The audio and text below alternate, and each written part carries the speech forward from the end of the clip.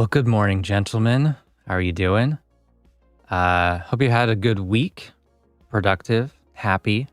Uh, a little bit of music time, a little bit of family time, time outside. Hopefully, that's the ideal situation, I think. Hope you learned something and had fun at the same time. So today, what we're doing is checking out a new synth, which is a contact instrument from AVA Music Group. It's called Unity Synth or Unity Modern Trailer Synth.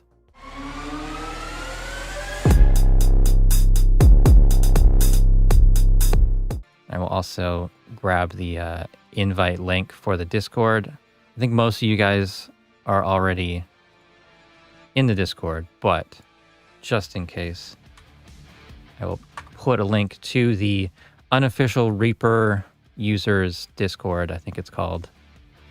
It literally doesn't say when you're on the site what it's called. Unofficial Reaper users group. This was started by Let's Talk About Reaper. Jason's there as a mod. I'm there. Lots of people from the community are there, and it's a great place.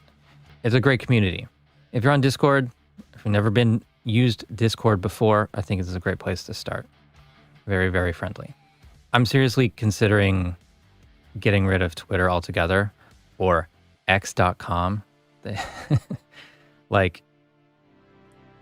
I still can't believe that he's done that in the most half-assed way, renaming Twitter to X. So stupid. I deleted my personal account 2 weeks ago, and I never would have thought that it would get that, that much worse, I guess. But I will miss out on a lot of things if you unfollow me on Twitter, you'll miss out on such bangers as streaming today. And I'm streaming today. Great messages like that. But honestly, what I'll miss is just randomly posting something about a sound and I can get the sound designer to respond, which is amazing. So I was playing Diablo 4 and the Necromancer Corpse Explosion sounds are very interesting. So punchy, liquidy, really, really cool. In my head, I'm thinking that sounds a lot like Disperser on this stuff. And funnily enough, I just got a message from the actual sound designer says, glad you enjoyed the sound, but didn't use that plugin for it. Max Harchik was saying there's lots of Disperser on the Shadow Cloud version. So it's interesting that I can just have an idea, especially when it's the game audio community or Reaper users. There's so many Reaper users doing sound design for games that follow me or are connected to people that follow me. So loving that stuff. And Disperser seems like the tool that does that sort of punchy, liquidy, weird thing. But I'm going to miss Twitter. Actually going to miss it. The other day I said, might be about time to zeet this into the sea. In terms of music gear this week, nothing new. Nothing new. No, nothing new. No new guitars, no new pedals.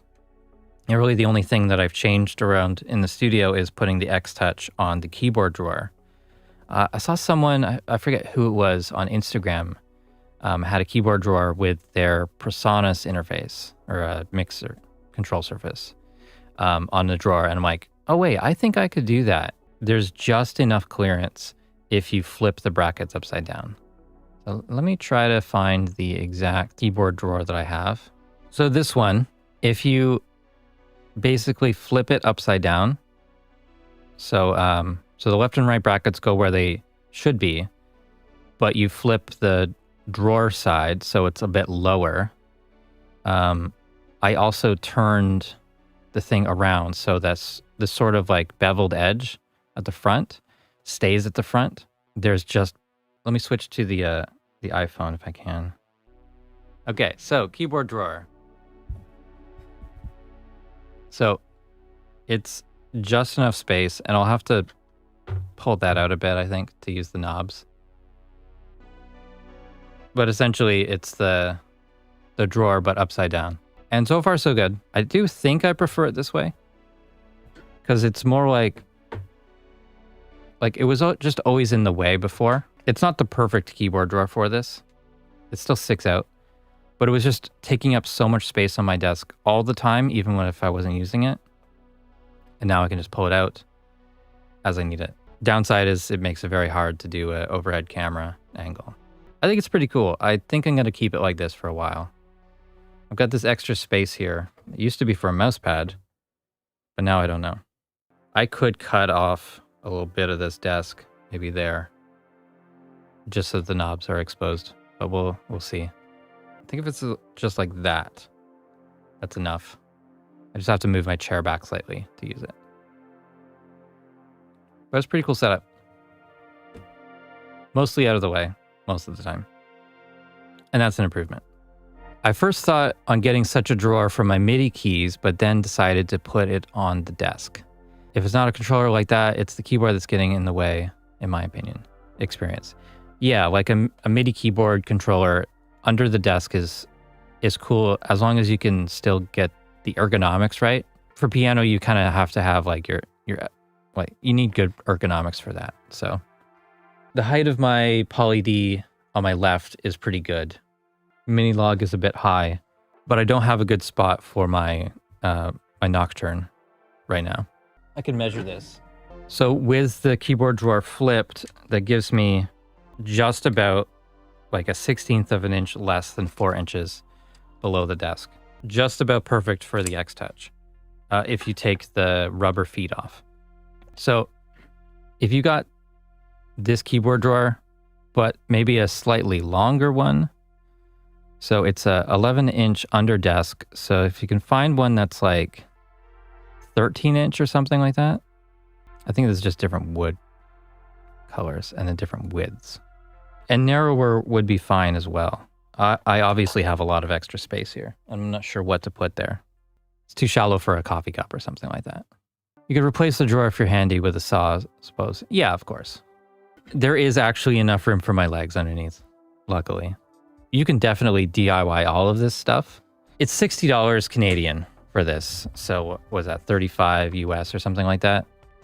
And it doesn't destroy your actual desk. It just clamps on. If you like it, use it. If not, don't use it. Probably find another use for it. Having a pull-out drawer for... Oh, Andy, I was talking about this before. For drum machines or little keyboard synths that you've got. For your current setup, I think that would be like a cheap option for you. Give you more desk space. I should get you guys to post your home studio photos, and I will rate, roast, and suggest improvements. It was fun doing the Reddit one, but I think it'd be better with actual community members. Should we watch Mike's new video? What the heck are you wearing? What are you wearing today? Diabetes. Seriously, I don't know how I keep messing this up. Hey, it's Mike. Let's talk about Reaper. Once again, I recorded an entire video while having OBS focusing on my camera instead of my screen, so I'm gonna give this another shot. Before we get into today's lesson, I'd like to take a moment for some housekeeping. Last week, the channel reached 10,000 subscribers. I know you've heard me say this before, but seriously, Congrats, thank you to dude. everyone who's made this channel what it is today. Pausing. Unsolicited advice. The camera angle is slightly upward and there's far too much headroom. You want a 90 degrees or a zero angle. You can kind of see up your nose a little bit. So we don't want that. And you're kind of low in the frame. I know you're short, but also like, you know, try to get the camera a little bit lower or, you know, parallel with your head. I try to. Sometimes it's difficult. Sometimes I slouch. I can see by the end. I always start the stream up here and I end the stream down here. So just try to keep that in mind. If I skim through it while I'm editing or trying to find a thumbnail, it's always funny. I'm like up here and then I'm like down here. I'm like, all my energy has gone into the stream and I have nothing left. Unsolicited advice. Too much headroom. Wrong angle. We're looking up, which is kind of weird. My best guess is that whomever sent him these DI tracks accidentally exported the guitar tracks as stereo. But rest assured, Reaper has a way to deal with this. I can highlight the media item and press F2 to open up the media item properties. Another method of accessing the media item properties is to double-click the item. If we take a look at the middle section that's labeled as Take Properties, you'll notice a channel dialog at the bottom that's currently set to Normal. Clicking Normal reveals additional channel modes that I can use on this media item. This one in particular, again, has audio on the right side but nothing on the left. So I'll change this to Mono Right and Apply. And now we've got the much more familiar audio in the center. We'll click OK to get out of this dialog and do the same thing on the top track. I'll double-click the item, and in this track we've got audio on the left but nothing on the right. So I'll do the same process again, except this time I'll choose Mono Left and Apply. Click OK, and if I expand this track, we can see that both of these look normal now. So with my second track still in solo, I should be able to pan left to right and hear the sound move from left to right as expected. Okay, I'm going to pause it there. I don't want to watch this entire video and take views away from him or anything like that. I'm just going to jump off this idea from this point in the video. So he's going to continue with talking about pan modes, changing the default pan mode. In my setup, I do something like that. So obviously double click, go to the take properties and change the channel mode. I go one step further, and most of the time when you get files like this that are stereo but should just be left channel only or something like that, it's usually just the left channel. So like if you're recording on a Zoom recorder, you only have one mic plugged in, or you're just closer on one mic than out of the stereo pair. I just have a shortcut to do it. So if I have this file here, I press Control M, that's gonna just take the left channel. That's just going in here, channel mode, mono left. That's just the shortcut that I use. I don't have a shortcut for mono right because it's so rarely used. Let's go into the action list, wrong button. Go into the action list and go to take channel. Item properties, set take channel mode to mono, down mix. Take channel mode mono left, take mono mode right. And then 3 up to 64, I think you have the options for. And there's mode normal, reverse stereo, and you can do it for all takes with SWS actions. Lots of options there. And just as I'm talking about this, I'm thinking you could even set up a cycle action so that it cycles through these different modes. You would do that by going to the extensions menu, cycle action editor, and let's make a new one. So right click anywhere, add cycle action. Let's call this, I like to give it the name cycle first, because these don't always, if you don't name it with cycle, it'll just look like any other action in the action list. First go left, do left, then we'll do right. Hopefully you can see this. Doing left, then right, then we'll do down mix. No, let's do reverse.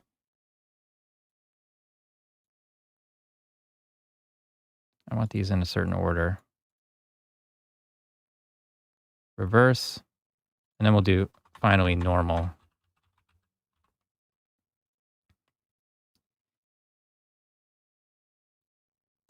Almost done. We just need to add a step in between each one.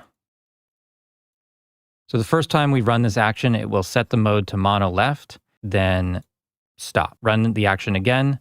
To that item, it will be right, then it will stop, then a down mix, then a reverse stereo, then a back to normal. So we will apply that. So that adds it to the cycle action editor.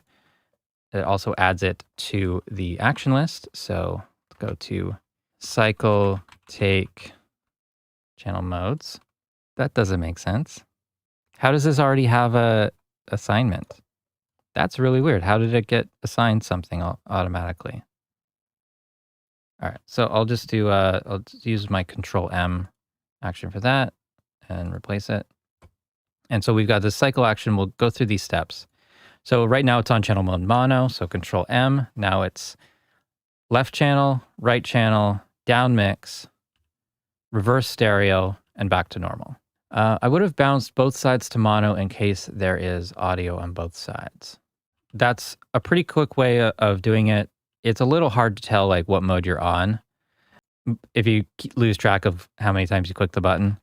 But yeah, that's a cycle for take channel modes inspired by Mike's new video.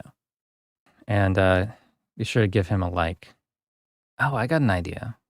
I can see what videos you guys have been watching. What your audience watches. Why my album won't be on Spotify from Mary Spender. In the Room with John Petrucci from Rick Beato. The Prodigy Synth Tutorial.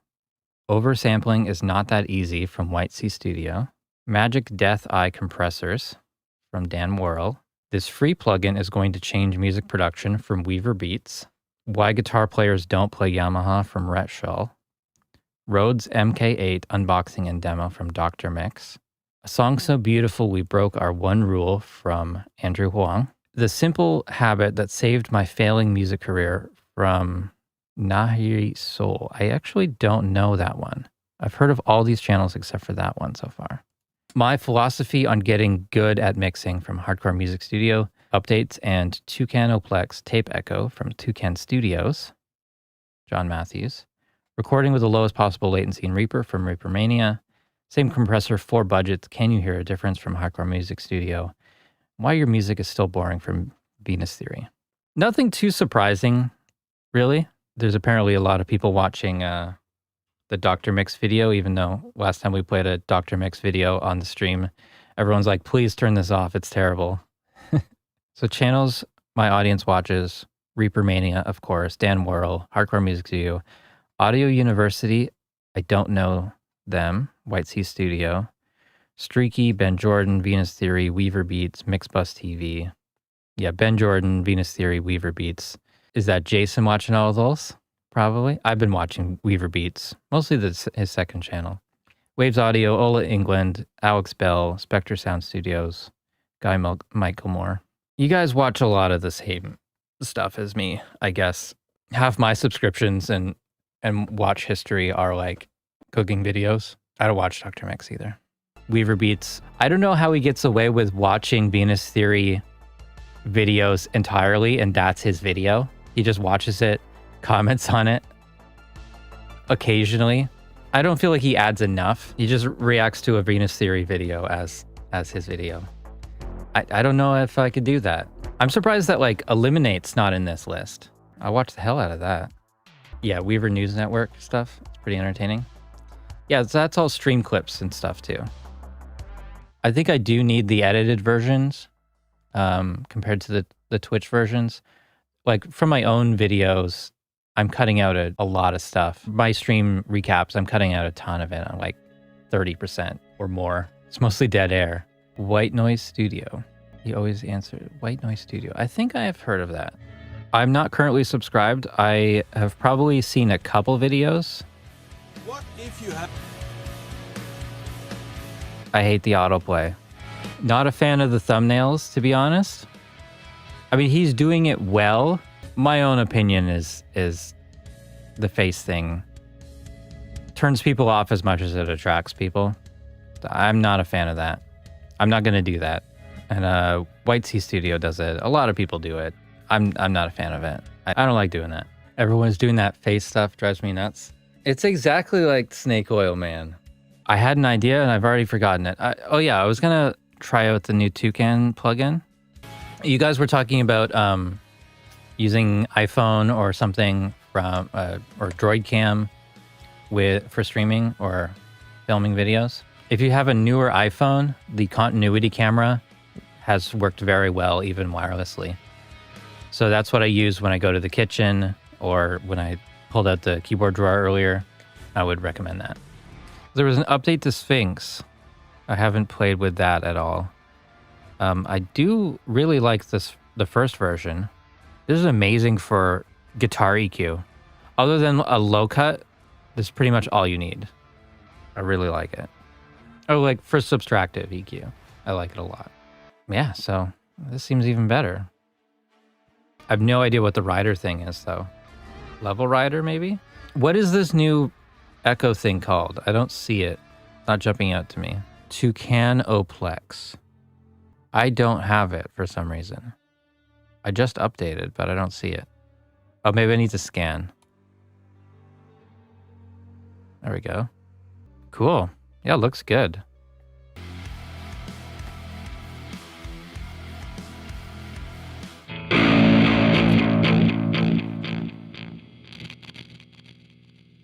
This is the baritone, by the way.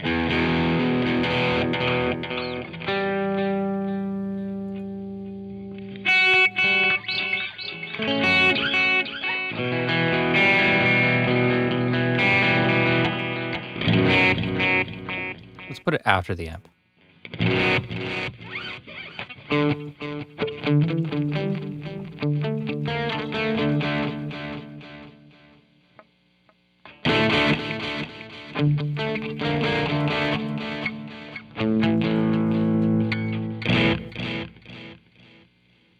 I think I like it before, actually.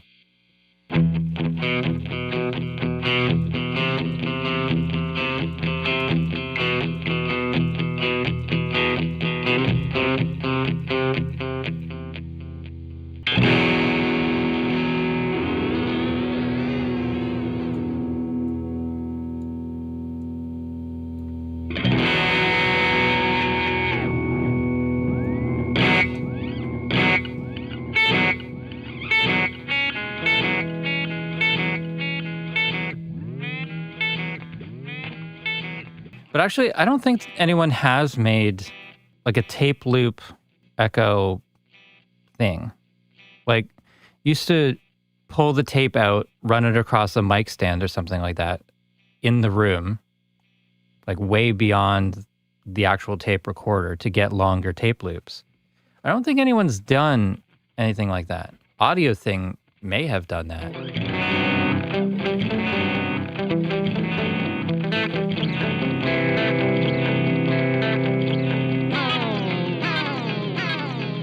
Probably one of the Heinbach ones.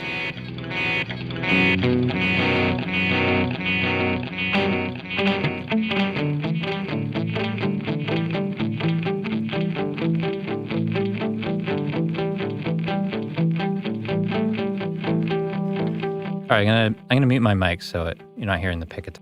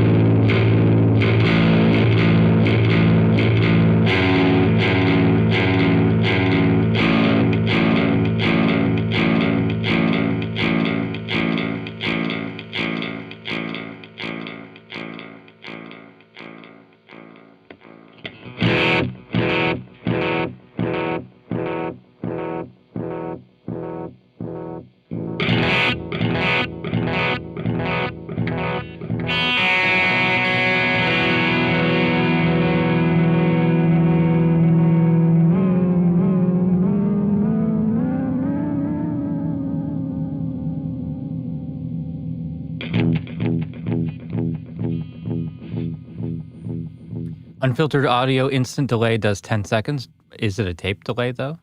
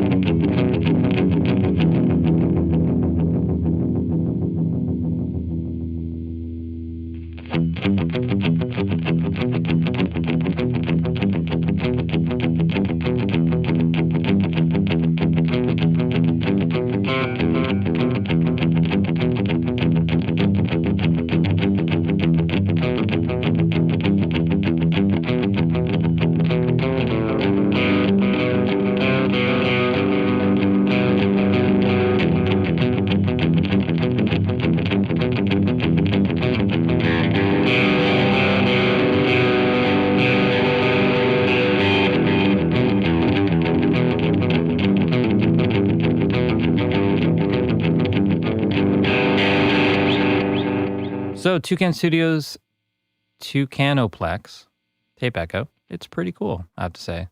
It does, the old modes on it don't go as dark and murky as my Space Echo, but it is technically a different thing. The drive on it is interesting.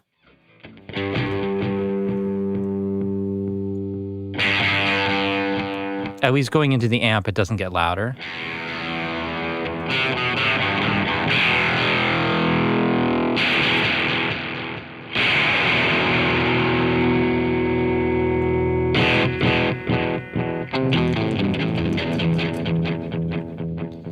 All right, good question, Mike. IK's, what's it called? Just Tape Echo, I think it's called. I don't use this one a ton, and I don't know why I have a problem with it. So this one does 936 milliseconds. This one has modulation, whether you want it or not. And it's got this nice little flippy door thing. I want to set it to, what was it? 456 is like my favorite delay time.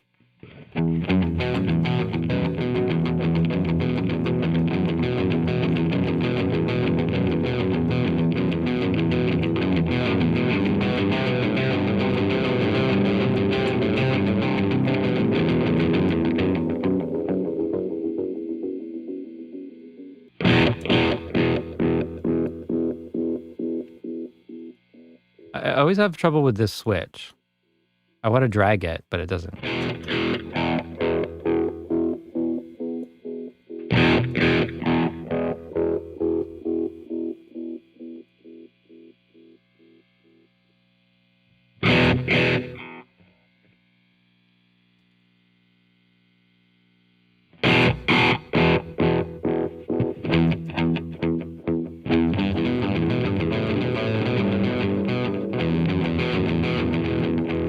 All right, let's crank the record level, all the wow and flutter, all the noise. Maybe not all the noise. And turn up the tape wear.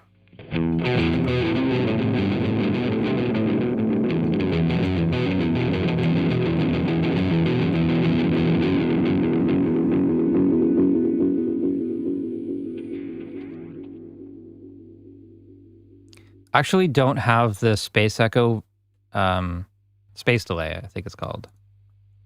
Is this going to work with a...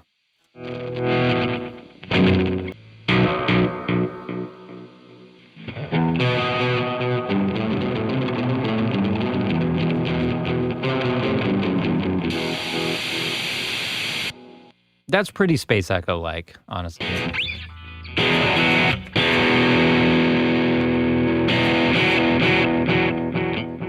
Back to the Tukan.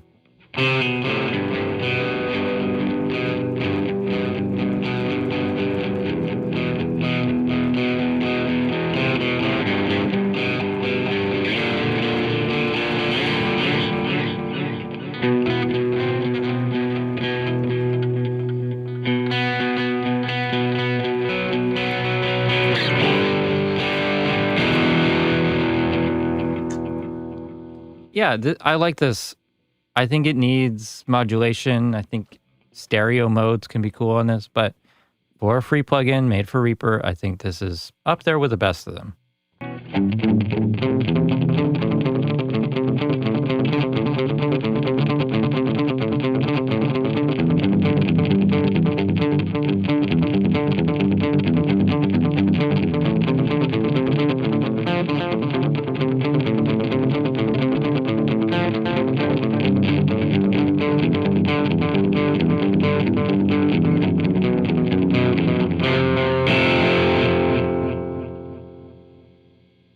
I think I want to try out a second instance.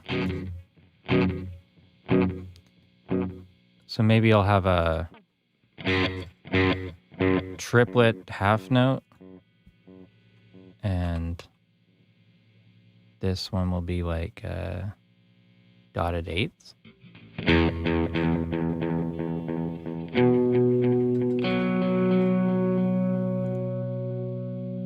And maybe What do I do to make this work? There's some trick to using 2 delays. I always forget.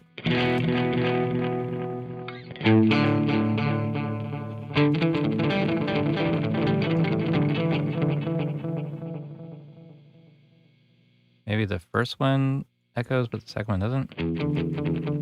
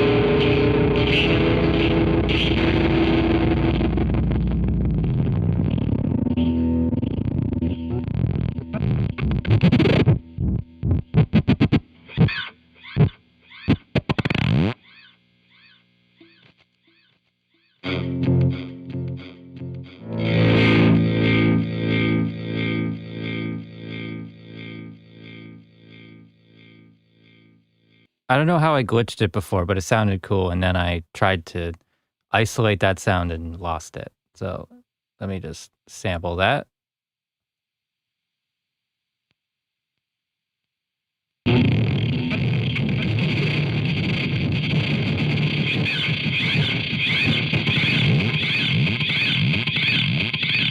Sorry, that's going through the plugins again.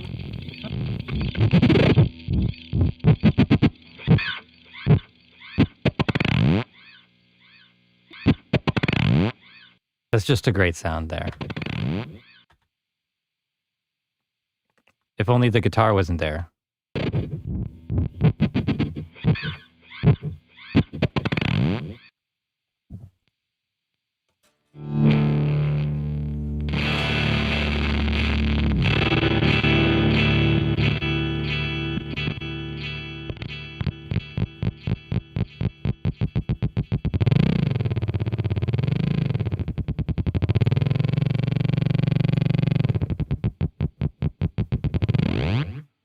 I think that's probably enough time for the stream this week. We played with a few different things. We got to watch a video from Mike. Now it's time for me to feed my children. So thank you so much for joining the stream this week. It was a lot of fun. I've been looking forward to it all week. Same time next week. I don't know what the plan is for next week, but hopefully it will be fun. Maybe there'll be a Reaper update to talk about or something like that. It seems like the Reaper 7 stuff is happening right now in the forum, unofficially, but what will lead to Reaper 7. So there's some interesting things there that we can't really talk about until they're public, but yeah, I'm looking forward to it. Thank you all for being here. Will, Synchrotron, Jason, Davi, Joe, I don't know who else is still here, Jerome, Mike. Thank you all that stopped by, and Pat as well. All right, that's it for this week. See you guys next week.